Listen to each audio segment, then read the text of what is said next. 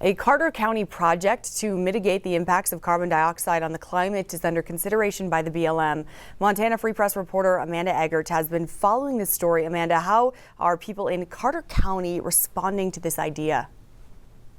I encountered a fair bit of skepticism toward the Snowy River project when I was reporting the story.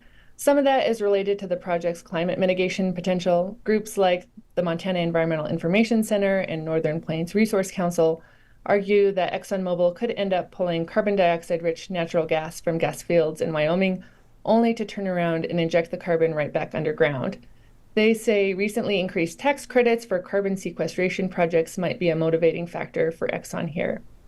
That's hard to say definitively. Denbury and Exxon didn't return my request for comment, so we don't know what's motivating their interest in this project or how much it would cost to build. Some Carter County residents I spoke with focused on potential impacts to grazing leases, to water, and paleontological or fossil resources.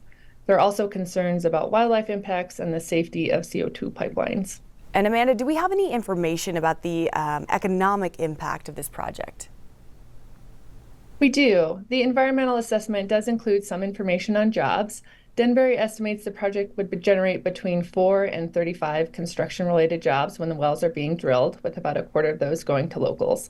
The company's environmental analysis also estimates that 7 permanent employees would be hired to maintain operations over the project's 20-year timeline. Changes to county tax collections are more difficult to assess because the vast majority of the project is situated on federal land. Details regarding the amount BLM would be paid for leasing well pads and road and pipeline rights of way aren't yet available. It's also not known what, if anything, Denbury will pay the BLM for access to more than 100,000 subsurface acres of pore space that the CO2 would be injected into. So where does this application stand right now, and what's next for this project?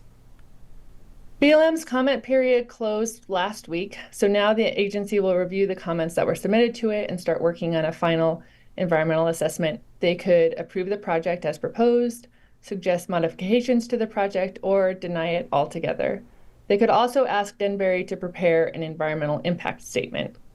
It's also worth noting that the EPA has not yet received an underground injection well application for this project, and that review process is anticipated to take at least 2 years.